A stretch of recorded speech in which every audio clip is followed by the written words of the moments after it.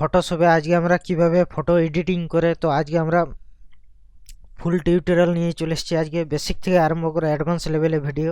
তো দেখতে পাচ্ছেন বিফোর অ্যান্ড আফটার আমরা ফুল প্রজেক্টে নিয়ে আসছি অলরেডি। তো দেখতে পাচ্ছেন, তো তো তো এখান থেকে দেখতে পাচ্ছি যে বিফোর অ্যান্ড আফটার। সো এখান থেকে আমি দেখব যে আমার নর্মাল ফটো কীরকম আছে। সো এটা হচ্ছে আমার normal photo before and after. So দেখতে পাচ্ছেন বিফোর অ্যান্ড আফটার, দেখতে পাচ্ছেন already before and after. So এটা হচ্ছে আমার নর্মাল ফটো, আর বিফোর অ্যান্ড আফটার হওয়ার পর দেখতে পাচ্ছেন যে আমার ফটোটা কতটা স্মুথলি ক্লিয়ার হয়েছে। তো চলো শুরু করা যাক। আমি এই ডিজাইনটা কিভাবে করেছি বা ফটো এডিটিংটাকে কিভাবে করেছি। তো জাস্ট এটা আমি ক্লোজ করে দিলাম অলরেডি।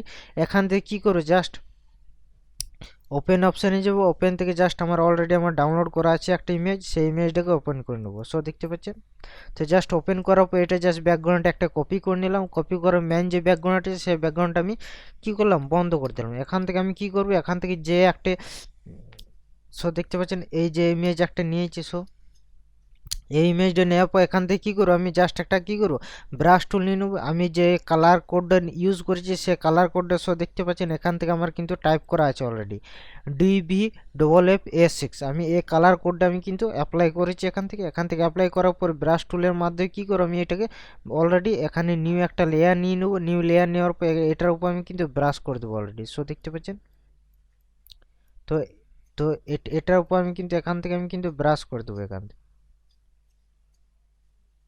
তো জাস্ট এখান থেকে আমি এটাকে কিন্তু ব্রাশ করে দিচ্ছি অলরেডি। তো স্টেপ বাই স্টেপ আজকে আমরা শিখবো টিউটোরিয়াল ফটো এডিটিং। তো এখান থেকে জাস্ট আমার কিন্তু অলরেডি কিন্তু ব্রাশ করা হয়ে গেছে এখান থেকে।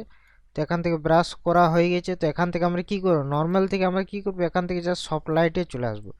তো সফট লাইট দেওয়ার পর এটা জাস্ট আমাদের এরকম লাগছে।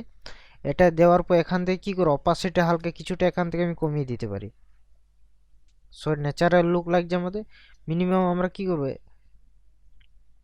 জাস্ট আমাদের মিনিমাম আমি আপাতত এটার মধ্যে আমি কিন্তু 80% করে দিলাম। 80% করার পর এখান থেকে কি করে ব্রাইটনেস যে অপশানে যাবো, ব্রাইটনেস অপশানে যাওয়ার পর এখান যে একটা মার্কস বলে একটা আছে, মার্কসে আমরা ক্লিক করে দেবো অলরেডি। আর এখান থেকে ব্রাইটনেসে যেটা আছে এটা আমি জাস্ট এখান থেকে এটা কিন্তু আমি বাড়িয়ে দেবো এটা অলরেডি।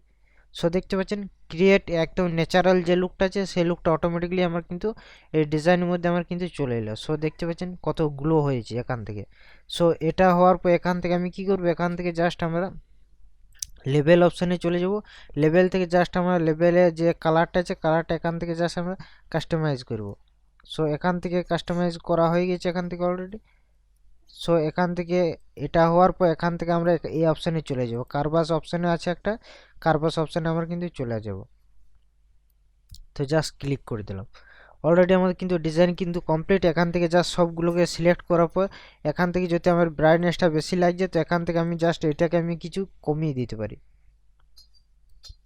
ন্যাচারাল লুকটা এটা আছে, এটা আমি জাস্ট আমি এরকম রেখে দিলাম। তো এখান থেকে জাস্ট আমি কি করবো, এইগুলো সবগুলোকে সিলেক্ট করে আমি একটা গ্রুপ করে দিলাম। তো আমাদের বিফোর অ্যান্ড আফটার আমরা দেখে নেব।